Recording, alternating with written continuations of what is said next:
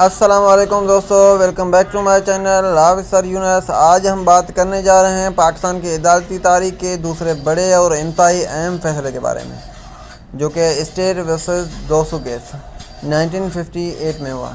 یہ وہ کیس ہے جس نے پاکستان میں مارشل لاء کو آئینی تحفظ دیا اور ملک کے سیاسی نظام کو ہمیشہ سمت کے لیے بدل دی۔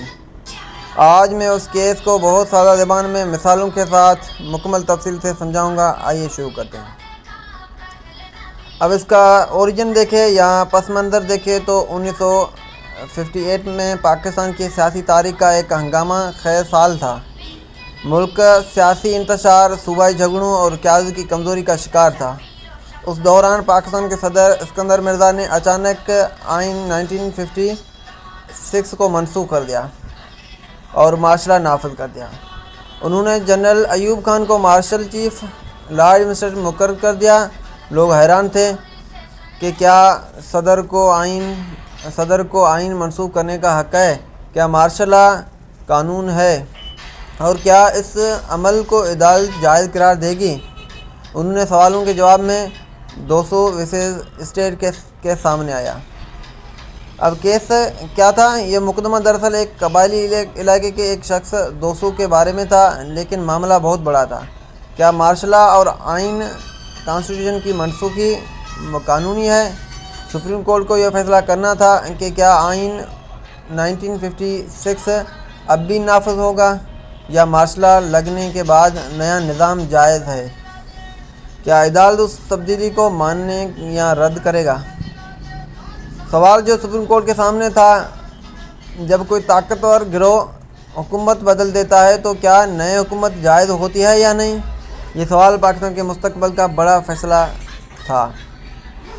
فریقین کے دلائل تھے: اسٹیٹ کے موقف، ملک میں انتشار تھا، ریاست ناکام تھی، مارشل لاء نافذ کرنا ضروری تھا، نئے حکومتی نظام کو عدلیہ کو قبول کرنا چاہیے تھا۔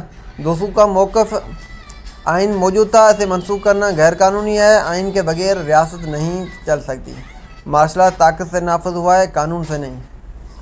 سپریم کورٹ نے اس پہ تاریخی فیصلہ دیا۔ چیف جسٹس منیر نے ایک ایسا نظریہ استعمال کیا جو دنیا کے سیاست میں بہت مشہور ہوا، ہینس کیلسن کا نارمیٹیو ریزولوشن یا ریولیوشنری تھیوری، جو کہ اس نظریے کا مطلب ہے کہ اگر کوئی انقلاب یا مارشل لاء کامیاب ہو جائے اور لوگ اس کے بات ماننے لگے تو وہ خود بخود جائز لیجیٹیمیٹ ہو جاتا ہے، یعنی طاقت کامیاب ہو جائے تو طاقت ہی قانون بن جاتی ہے۔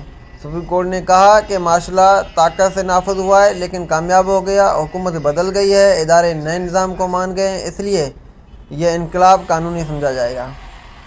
اب اس کا ڈیسیژن یہ آیا کہ سپریم کورٹ نے اعلان کر دیا کہ مارشل لاء جائز ہے، کانسٹیٹیوشن 1956 ختم ہو گیا، ایوب خان کی حکومت قانونی ہے۔ یہ وہ فیصلہ تھا جس نے پاکستان کی آئین تاریخ کا سب سے خطرناک راستہ کھول دیا۔ فیصلے کے بڑے اثرات پڑے، مارشل لاء کو قانونی تحفظ ملا، آئین کا تقدس ختم ہو گیا، جمہوری شدید نقصان میں پہنچ گیا، نقصان کا شکار ہو گیا۔ مستقبل میں دوسرے مارشل لاء بھی جائز ثابت ہونے کے آثار آ گئے۔ بعد میں جنرل یحییٰ ضیاء الحق مشرف سب کا راستہ اسٹیٹ ورسز دوسو کیس نے کھول دیا۔ اب ڈاکٹرن آف نیسیسٹی بھی ہو گئی کہ عدالت اس فیصلے کو ایک میسیج یا ملک کو بچانے کے نام سے آئین کے توڑا ہے، معطل کر دیا ہے، عدالت ان کے ساتھ ہی۔